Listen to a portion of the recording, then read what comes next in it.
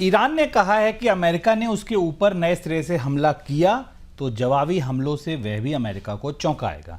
Iran की तरफ से यह बयान तब आया जब अमेरिका के उपराष्ट्रपति ने कहा कि अमेरिका और ईरान के बीच डील को लेकर वे अनिश्चित हैं। इस बीच एक रिपोर्ट में यह कहा गया कि अमेरिका और इजराइल चाहते थे कि ईरान की कमान पूर्व राष्ट्रपति मोहम्मद अहमदीनेजाद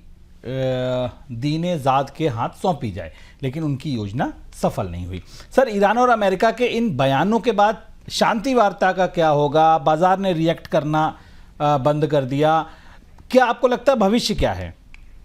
देखिए, दोनों तरफ से तेवर की जो लगातार हम पूरे युद्ध में फरवरी के अंत से देख रहे हैं, वैसे ही तेवर दिखाई दे रहे हैं।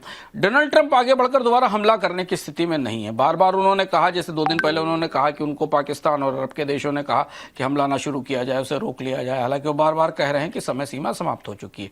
हमने आपको शुरुआत से बताया था कि ईरान इस पूरी शांति वार्ता को बहुत लंबा खींचना चाहेगा। जितना लंबा ये खींचेगी, ईरान का होर्मुज पर नियंत्रण, होर्मुज पर दावा उतना ही मजबूत होता जाएगा। धीमे धीमे दुनिया के देश स्वीकार कर लेंगे। लोगों ने स्वीकार करना, देशों ने शुरू कर दिया। भारत की तरफ से चर्चा हो रही है कि वो ईरान के कंट्रोल वाले रास्ते से अपने जहाज निकालने की कोशिश करेगा।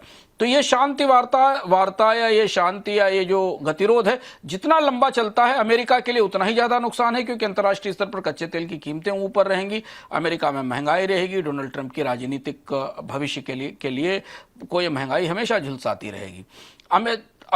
ईरान के लिए सबसे बड़ी बढ़त की बात है कि कच्चा तेल महंगा होना, यानी दुनिया पर दबाव कि आप ईरान की शर्तों पर सहमति जताएं। तो ये जो बातचीत, जो तेवर, जो जवाबी हमले की बातें चल रही हैं, ये उसी रणनीति का हिस्सा है। ईरान को इस बीच में एक बफर मिल गया, एक समय मिल गया अपनी सैन्य तैयारियों को ठीक करने का, चुस्त करने का अपने आप को तैयार करने का, और ईरान उसका बखूबी कूटनीतिक रूप से इस्तेमाल कर रहा है। शांति वार्ताओं की जहां तक परिस्थिति है, दोनों देशों के बीच जो मध्यस्थ हैं ओमान, पाकिस्तान, इनके जरिए नए सिरे से प्रपोजल घूम रहे हैं। अब जो परिस्थिति दिख रही है वो बिल्कुल स्पष्ट रूप से 2 जगह आकर टिक गई है।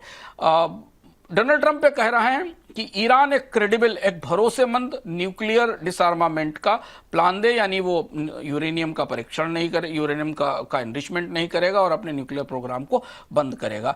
ईरान ये कह रहा है कि पहले हमें हमारे ऊपर थोपे गए युद्ध की भरपाई की जाए, खर्च की भरपाई की जाए, उसके बाद सेना को पीछे किया जाए और भविष्य में किसी तरीके का हमला न करने की गारंटी दी जाए। घूम घाम कर सारी चीजें अब यहां आ गई हैं। कौन पहले ब्लिंक करता है, कौन पहले पीछे हटता है, इसका इंतजार है। लेकिन हाँ, इस परीक्षा में जो दोनों देश एक दूसरे के लिए हैं, उस स्थिति में, उस परीक्षा के बीच में $110 के आसपास क्रूड ऑयल बना हुआ है। तो अब कोई तात्कालिक तौर पर कोई सीधी सहमति की संभावना नहीं दिखती, क्योंकि 3-4 बार प्रस्तावों के आदान प्रदान के बाद अमेरिका और ईरान के स्टैंड क्या हैं ये खुलकर सामने आ गए हैं, और फिलहाल मध्यस्थ इसकी कोशिश कर रहे हैं कि कोई एक रास्ता बीच का निकाल लिया जाए। सऊदी और यूएई और कतर भी अब इस मध्यस्थता की प्रक्रिया में शामिल हुए हैं और वो कुछ समझाकर बीच का रास्ता निकालने की कोशिश कर रहे हैं।